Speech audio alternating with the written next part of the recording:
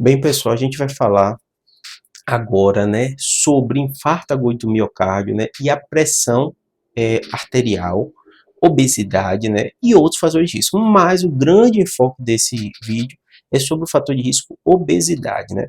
Então vamos lá para vocês entenderem direitinho. Toda vez que a gente fica preocupado com alguma doença, e no caso o infarto agudo do miocárdio é a principal causa de morte no Brasil, principal causa de morte no mundo, nos Estados Unidos, Europa, todo mundo fica, poxa, eu não quero ter infarto, não quero morrer de infarto, o que é que eu posso fazer? Tudo na vida existem fatores de riscos modificáveis e os não modificáveis. Os fatores de risco modificáveis são aqueles que você tem uma certa interferência, e a obesidade entra como um importante fator de risco modificável, né? Pressão alta também, como eu falei no início, colesterol alto também, o açúcar alto, né, diabetes, né? Além disso, colesterol alto, porque todos esses fatores vão levar ao seu coração a ter algum vaso que ele vai se obstruir e causar um infarto agudo do miocárdio, né? Então vamos lá para vocês entenderem o fator de risco obesidade, né? Desses fatores de risco, o que tem tido grande destaque e cada vez a gente vem entendendo mais, e a população tem aumentado muito a incidência, se chama obesidade, né?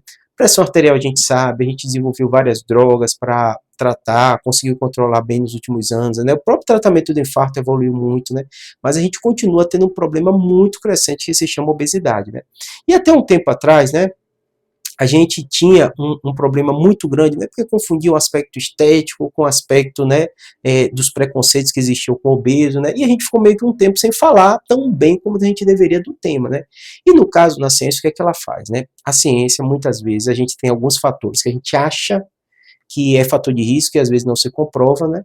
E a gente precisa testar, comprovar e ver o que está acontecendo. No caso da obesidade, ela tem causado uma série de problemas para a sociedade, em especial o aumento da incidência das doenças cerebrovascular e o infarto agudo do miocárdio.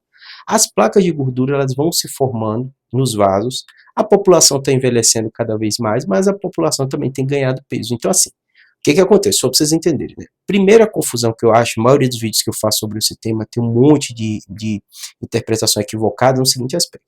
Quando a gente fala fator de risco, não significa que todo mundo que tem aquele fator de risco vai ter o evento. Então, vira e mexe no comentário, a pessoa fala, eu tinha um parente que não morreu de infarto e ele tinha obesidade e viveu 80, 90 anos. Claro, né? Não é um fator único. Essas doenças, elas são multifatoriais. E aí vem o outro problema, né? E no caso da obesidade isso é muito forte, né? Ela também é um fator de risco, ela está associada a outras doenças que também aumentam a chance de infarto agudo do miocárdio.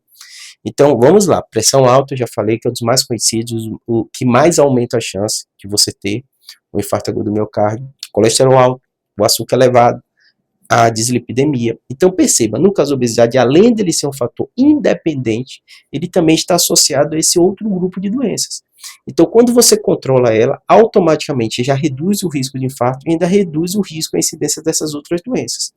Então, realmente hoje, do ponto de vista científico, não há dúvida nenhuma que a obesidade deve ser um grande mal a ser combatido quando se fazem prevenção primária, que é antes de você ter o evento, e também prevenção secundária, do infarto agudo do miocárdio, né?